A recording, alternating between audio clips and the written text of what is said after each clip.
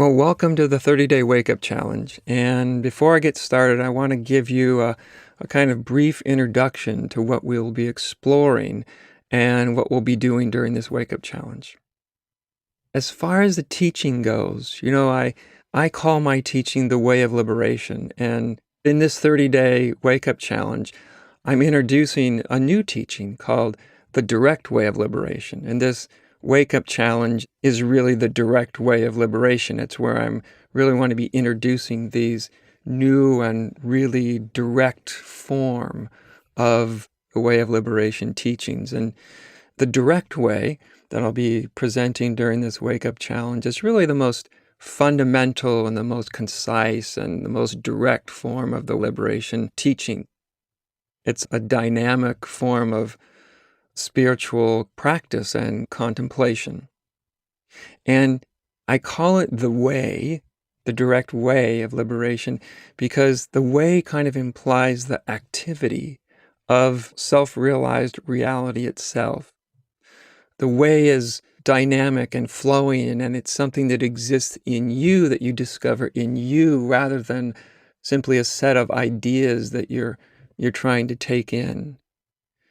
And so in the direct way teachings, I approach the enlightened view by utilizing the view itself. And that's important to understand, that we're not trying to get to the enlightened view, that I'm actually utilizing the view as a means of spiritual practice. So the practice itself is it's a report from the view. It's like saying, this is how the experience of being is seen from the enlightened view, right?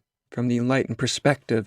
And we're utilizing that view in the teaching, not so you can try to get to it in some future time, but you're utilizing it in current time to reveal it within yourself. In that sense, there's no progressive development, really. There's utilizing the view in order to awaken the view. And so this kind of approach, it's really important that the ego not try to practice these teachings by means of its own effort, that they can only be practiced from within that condition of consciousness which is always and already prior to ego-mindedness. And that prior condition can only be relaxed into. It can never be grasped by egoic effort or clever-mindedness. For example, that in this present moment, if you just relax, let yourself just kind of come into presence, quietness, you can notice that before you try to look for quietness, that actually there's already a quietness that's present. Notice that there's already quietness before you even look for it, before you try to make your mind quiet, that there's already a quietness. This is what I call the always and already quietness, the always and already state of being. So in a way, these direct teachings are pointing out what's always and already the case. It's funny that even though something's always and already the case, it doesn't mean that we have recognized it. It doesn't mean that we have any consciousness of it whatsoever, because often what's always and already the case, even though it's already the case, it may be much more subtle or quiet than the restless striving of the egoic mind. And so, strangely enough, it's easy to miss what's always and already the case when we're taken away by the anxious strivings of ego. And so these direct way teachings, it's so important that they be applied with total sincerity and honesty and even a kind of sense of self-reliance, because we're looking into your direct experience. Direct means right here, right now, not tomorrow, next week, next year, but right now, your immediate experience of being. So that takes a kind of self-reliance, because you're not anticipating, looking for, trying to produce some other state of being, that you're actually exploring the current state. So that takes a lot of honesty and a lot of sincerity and some self-reliance, right? Because this teaching, it's not teacher-focused. It's not teaching-focused. It's not even the student that's trying to make something happen focused, right? It's direct, immediate experience of being focused. And so for this very reason, the direct way teachings are the most vulnerable of all of my teachings, all of the way of liberated teachings, to being misused, frankly, by insincere people, right? Because they're very easy for the mind to take them as kind of a philosophical way and then really use them to oftentimes excuse a lot of egoic behavior. So I will trust you to be sincere and honest with this teaching and to hold it in a very honest way and to utilize it in a very honest way. So these teachings, of course, they're not meant just to be listened to or read or conceptually understood. They're meant to be put into practice. You're meant to do them, not think them, do them. So they're meant to be meditated upon, really in the deepest silence of your being. So the direct way teachings have no real how-to or methodology beyond the one that's stated in the practice. And each practice is a means of directly evoking, in your own direct experience, the state of being or consciousness which the practice is intended to bring attention to. Right? These practices, they can only be comprehended intuitively prior to the mind looking for how to do them. That's why your focus of attention must not be on the conceptual mind, but rather on resting in a condition of intuitive open-mindedness, right? And each of these teachings for each day, they're meant to be individually meditated upon until really you awaken and realize what they're trying to evoke in you in your own direct experience. They're completely practical-oriented practice, that you do them, you don't just think them. And of course, any fruits, any benefits that you might derive from them, that they're really, think of them as to be applied in your life, right? In the most heartful and wise way you can think of, for the benefit of all beings. They're not just for your benefit or for my benefit. They're for our benefit. That spiritual realization is relevant in direct proportion to how much we live what we realize, right? So spiritual awakening, it refers to an experiential insight, and it feels and is very much like when you wake up from a dream in the middle of the night. It's the experience, literally, of waking up from the separate me and the way that that me experiences life to the reality of universal being or non-separation. And this awakening, it's neither an escape from life nor a rejection of the world. It's an embrace of the truth of being. And you embrace it both for your benefit and the benefit of all beings everywhere. So, brings up the question, what is being? And I'm using the word being to indicate the underlying nature of reality, of both you and all that is, as it's perceived from the awakened view. And you can think of being as synonymous with the Tao or the infinite or reality or the absolute or namana or emptiness or the Godhead or pure consciousness or awareness, as long as you don't understand that in its conventional sense. Sometimes I'll speak about it as, to use the old phrase, spirit. But the most important thing to remember is that the nature of being cannot be fully described or understood conceptually. It can only be understood experientially. And that's why in the wake-up challenge, we're not looking to have a conceptual understanding of what being is. For being isn't a what. It's not a thing. It's actually the fully awakened view or condition of enlightenment itself. So I want to repeat that being is actually the awakened view and condition of enlightenment itself. So, of course, spiritual awakenings, they can be shallow, they can be deep, they can be abiding, they can be non-abiding. And generally you get momentary glimpses, or what I call foretastes, of the awakened view before you get a much more fundamental and lasting awakening.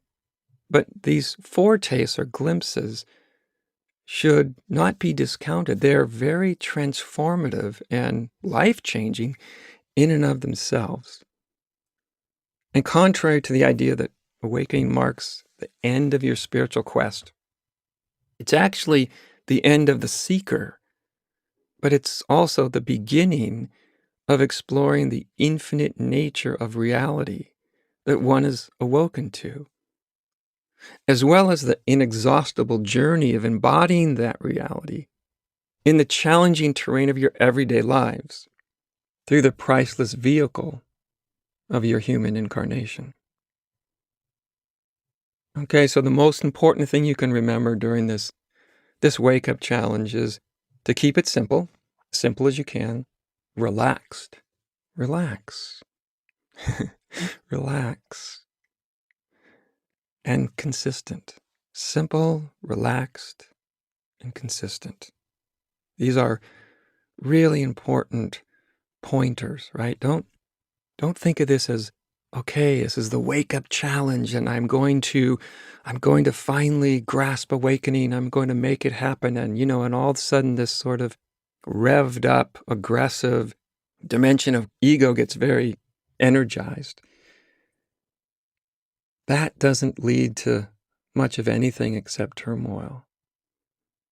Just keep it simple and relaxed and consistent.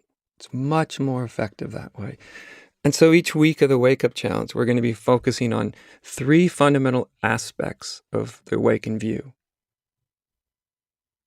So during week 1, what we're going to look at evoking is what I call awakened awareness. It's awakening as the formless being of awareness. It's the formless aspect of awareness. And then week 2, we're going to look at the awakened heart. And that's awakening into the body and unity of all phenomena. We're dropping the awareness down into the heart because it's through the heart that we experience the unity of all phenomena. And during week 3, we're going to do practices and pointing out that is really meant to awaken the ground of being with you. And then in the 4th week, we're going to kind of put it all together, which will be integrating insight into your daily life, which is so important part of this practice. And in a deep and thorough awakening, all 3 of these aspects, they're simultaneously present. But each one of these 3 aspects of the awakened view contains the whole of the view if you penetrate it deeply enough. But this requires an enormous leap of insight. So in order to make the full nature of spiritual awakening more approachable, in this teaching I break down awakening, or the awakened view, into 3 smaller leaps of insight, each of which is a profoundly life-transforming realization in its own right. And then during the last week of the Wake Up Challenge, we're going to be focusing on bringing more of the awakened view into our daily lives, which means any insight or deeper understanding, or maybe even the awakened view itself that you may have come to during this challenge. The last week, we're going to be kind of trying to put it all together and integrate it into your daily life. So keep in mind that during this wake-up challenge, I'll be using lots of descriptive language. But the descriptive language is really more an expression of direct inner experience and perception. I don't mean any of the language I use to be taken absolutely literally, or certainly not as seen as spiritual philosophy or a kind of metaphysical speculation. Although, admittedly, it might sound like that at certain times. But the descriptive language that I use in this teaching is used to evoke, point out, and transmit the experience and the view of enlightenment. That's what's important, is the experience and the view. An experience that's completely beyond the scope of language and concepts, as all experiences ultimately are, of course. It's important to understand that enlightenment is a way of viewing and experiencing life. It's neither an ephemeral experience, philosophy, nor theology, although once experienced, it does indeed influence one's thoughts and ideas.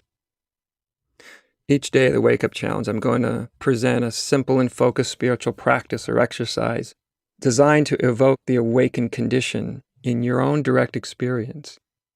Each practice can be performed both during meditation as well as any undistracted moments of your life.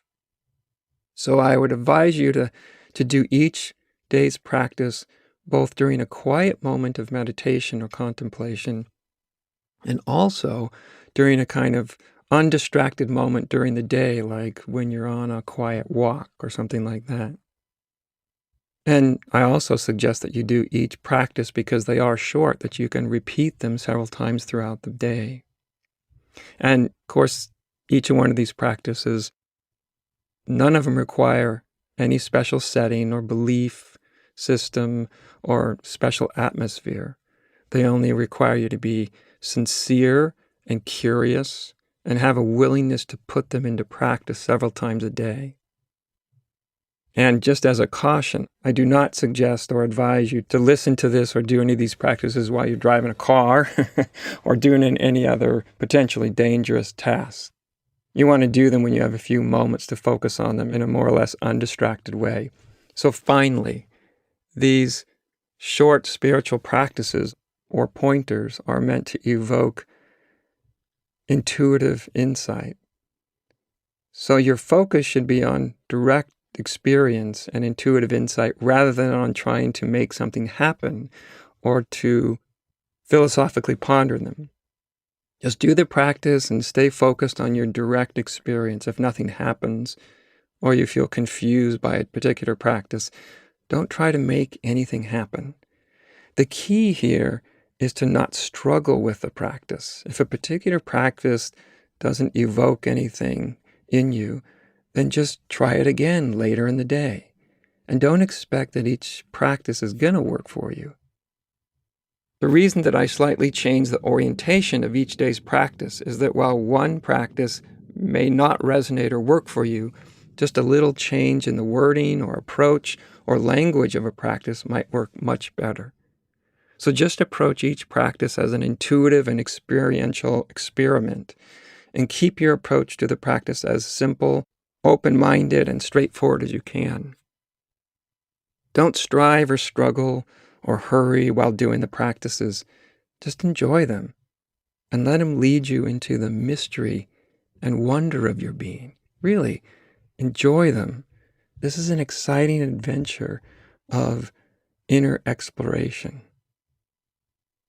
So most of these daily audio recordings will last about 5 minutes to 10 minutes, maybe a little bit longer some days. So during week 1, what we're going to look at evoking is what I call awakened awareness. It's awakening as the formless being of awareness. Beginning with an introduction to the pointing out practice, then I'll be describing the practice itself. And my suggestion is that you do the pointing out practice as I'm describing it on the audio recording. Then you can repeat it either by restreaming it or maybe by memory at least 3 or 4 times a day if you can. By repeating the practice several times a day, you'll come to a deeper and deeper experience and understanding of what the practice is trying to evoke in you in your own direct experience.